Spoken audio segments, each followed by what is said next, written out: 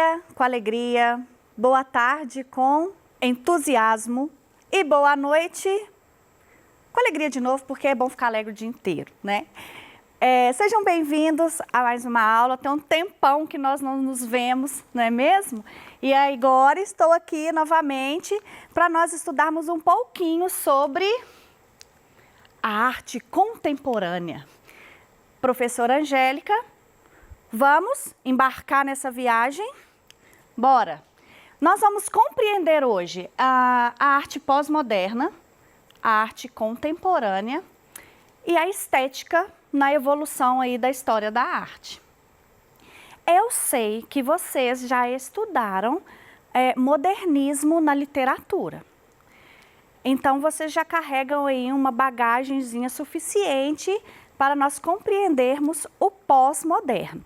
De qualquer maneira, eu vou dar uma breve pincelada, tá? Para a gente contextualizar esse momento da pós-moderno, da arte pós-moderna, que surge após a Segunda Grande Guerra Mundial. O movimento modernista, esse conceito, ele vai ser introduzido para contrapor a arte antiga, a arte da Idade Média. Então, a gente tem esse conceito da arte moderna em função da Revolução Industrial. Vocês lembram disso? Pois bem, logo após a Revolução Industrial, nós vamos ter uma revolução tecnológica. E aí há uma ruptura entre o moderno passando ao pós-modernismo, certo? Vai acontecer ali mais ou menos a partir dos anos da década de 60. Até então, as referências eram as vanguardas europeias. Vocês provavelmente estudaram vanguardas na literatura. Mas retomando aí para o nosso lado da arte, vamos lembrar que existia, antes da arte moderna, a arte clássica, né? O período de academicismo, onde os artistas, para produzirem uma obra, eles teriam que seguir regras, padrões específicos para a execução delas. O que acontece com o moderno?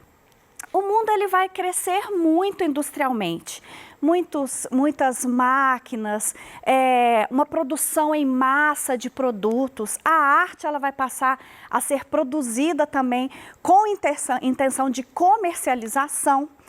E aí, esse olhar diante da arte, ele vai modificar. A arte vai passar a ser mais abstrata, ela vai passar a ser mais imediatista. A maneira de pintar será diferente, o artista vai para o ar livre, observar a natureza.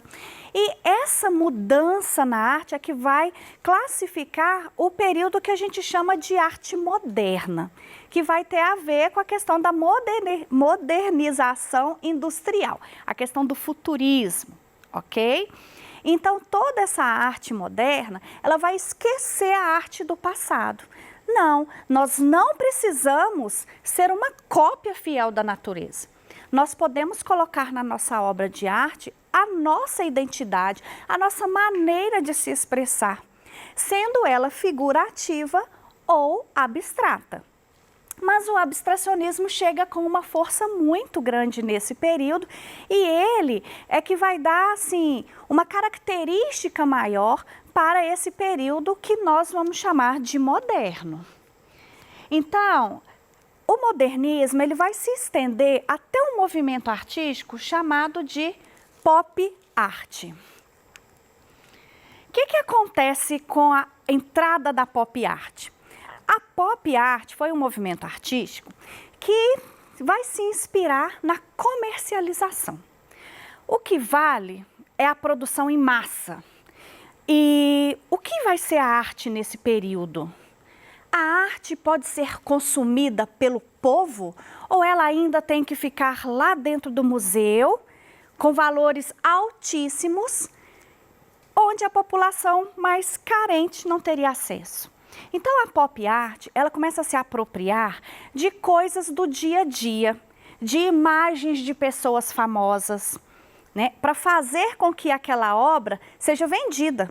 Até hoje nós somos assim, movidos pela marca, não é verdade? Você olha aquela, mas eu não entendo muito de marca não, mas Eu sei que isso acontece muito. Nossa, essa marca é chique, é cara, eu preciso usar essa marca. Então você paga um valor altíssimo por um produto que na verdade você está pagando pela marca e não pelo produto. E isso vai acontecer aqui nesse período da arte. O modernismo ele estava ficando muito complicado para a compreensão, já que as obras estavam partindo para o abstracionismo. Ela realmente era complicada de nós percebermos, de fazer uma análise. Então, entra a pop art trazendo o figurativo. Ele vai trazer formas simples. Deixa eu ver se eu coloquei aqui para vocês. Exemplo, a figura da Marilyn Monroe. Super famosa na época. Então, o artista Andy Warhol, ele vai utilizar, ele vai se apropriar dessas imagens do cotidiano para construir as obras de arte dele. Observem que aqui ele fez uma pintura, o rosto é o mesmo em todos os quadros e ele vai trabalhar somente com a diferenciação das cores. E isso caía na boca do povo, caía no desejo das pessoas e acabava sendo uma arte consumível. Então nós vamos pensar no período moderno como uma arte voltada para o consumo, tá? No início da modernidade, nós vamos, mentira, aqui nós já vamos começar após. Até o período da pop, essa arte, ela vai ser uma arte para elite, tá? Ela vai ser uma arte que só quem tinha muito dinheiro poderia consumir, ou você no máximo poderia ir lá visitá-la. Com a introdução aqui da arte voltada para a massa, com a pop art, ela passa a ser consumível. Então, uma característica marcante que vai diferenciar o moderno do pós é uma arte para ser apreciada e uma arte para ser consumida, tá? Que é o que nós teremos hoje aí na atualidade. Então, o que será a arte contemporânea? O contemporâneo nós vamos entender como da pop art até a nossa atualidade. A pop art, ela começa a romper com atitudes do modernismo. E a arte contemporânea, ela vai romper um pouquinho com todas essas características que estavam acontecendo no moderno. Há nelas ainda elementos modernistas. Mas vocês vão perceber aqui durante a aula que alguns conceitos serão modificados, principalmente no que tange ao suporte da arte. Apesar da pop ser já um movimento bem diferenciado, porque vai associar elementos que nós temos no dia a dia, ela ainda é na tela. É uma pintura feita na tela, ou seja, tradicional, né? Assim como a arte da Idade Média. E assim como ficou todo o nosso modernismo. O contemporâneo, ele vai romper com isso. Que pintar em tela o quê? Nós podemos ter vários tipos de suporte. E aí vão surgir vários movimentos artísticos. Nós vamos ver isso aqui agora. A linguagem contemporânea. Liberdade de linguagem permeia o mundo e seus discursos. Desconstrói padrões e problematiza vícios da sociedade. Outra grande característica da arte pós-moderna ou o período contemporâneo ou arte pós-guerra. Ele se preocupa com a sociedade. Aqui nesse período, os artistas acreditam que a arte pode mudar essa sociedade sofrida por causa dos efeitos da pós-guerra.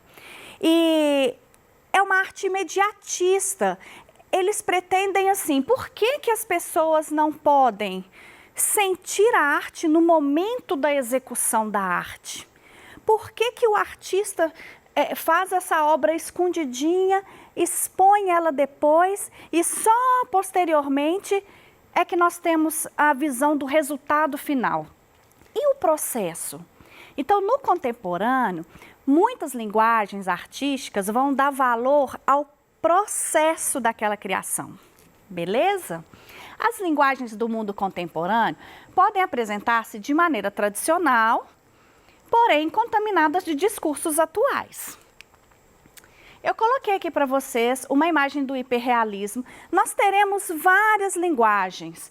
A pop art, que é a primeira que eu comentei com vocês, nós vamos ter arte conceitual, digital, fotografia, instalação, performance e N maneiras diferentes de se manifestar artisticamente.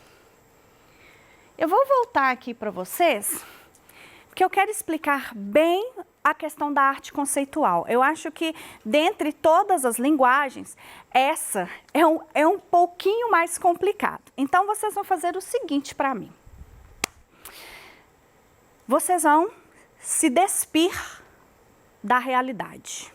Eu quero que vocês entrem agora nessa aula com a mente aberta, sem preconceitos, e sem cargas anteriores, né? Sem essa questão de nós já termos formado assim, ideias sobre arte. Esqueça tudo o que vocês pensam sobre arte e venham para esse momento com a mente completamente aberta.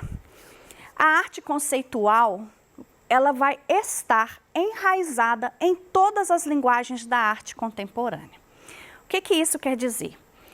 Enquanto a arte moderna estava voltada para a industrialização, a comercialização, essa arte pós-moderna, o contemporâneo, ele vai estar associado à comunicação. Ou seja, o objeto artístico não vai ser o mais importante. O mais importante é a mensagem que essa arte vai transmitir para a gente. Gente, o contemporâneo escancara na nossa cara a realidade. Ele joga na sua cara, toma que é isso que está acontecendo. Mesmo porque ele vai mostrar para você o que está acontecendo na sociedade. E muitas das vezes não são coisas muito boas. Então a gente sempre escuta assim, mas a arte contemporânea é feia. Feia? Será que você está conseguindo perceber a mensagem por detrás? Porque é isso que importa. E outra coisa, ela é feia por quê? Porque nós utilizamos de recursos do nosso dia a dia, porque nós utilizamos materiais que são acessíveis a todos e não mais uma tinta? Vou dar um exemplo para vocês. Eu virei uma artista contemporânea. E agora vou apresentar para vocês um objeto do dia a dia. Esse objeto, ele é comum para o uso de todo mundo, certo? E agora nós vamos fazer uma reflexão. Pense nisso aqui como um objeto de arte. Eu vou dar um título para ele, tá? Do outro lado, ok? Esse objeto, ele tem furos, tá? Esses furinhos no objeto, eles formam uma trama. Os furos se repetem. Então, eu posso dizer que eu tenho aqui um padrão, uma repetição no desenho dessa forma, ok? E eu vou dizer para vocês que a minha obra, do outro lado, ela quer dizer o seguinte: aqui está o nosso mundo, o lugar onde nós vivemos. Mas existe um padrão de sobrevivência. Conseguem perceber que para nós transpormos para o outro lado, que é o nome da minha obra, do outro lado, se você quiser passar dessa peneira, você precisa vencer padrões. E se você se enquadra dentro destes padrões, você é considerado bom e aí você pode passar. Quer dizer que, para eu ser aceito hoje em uma sociedade, eu preciso seguir normas que me são impostas. Mas eu não quero ser isso. Eu quero ser além disso, eu quero ser diferente. Eu quero ter as minhas próprias ideias, o meu jeito de se vestir. Eu quero poder me comunicar de outras formas. Então, eu tenho certeza que quem veio agora para essa aula com a mente aberta, não está enxergando isso aqui mais como um objeto utilitário. Ela é uma obra de arte que chama do outro lado. E significa a nossa luta constante, maçante, para conseguir vencer mercados de trabalho, para conseguir vencer na escola, né? São nossos obstáculos e que muitas das vezes nós temos que nos moldar a esses padrões para eu conseguir passar nesse pequeno orifício, ok? Então eu utilizo um objeto do meu dia a dia, transformo ele em um objeto de arte e trago um conceito por trás disso. E quanta beleza, professora, mas isso é muito feio. Ok, pode ser um objeto feio, mas esse objeto carregado de emoção, carregado de significado, eu tenho certeza que vocês vão passar a observar com outros olhos. Então, como vai se dar essa questão da beleza no decorrer da história da arte? Nós vamos ter padrões de beleza, que é uma expressão usada para caracterizar um modelo de beleza que é considerado ideal para uma sociedade, ok?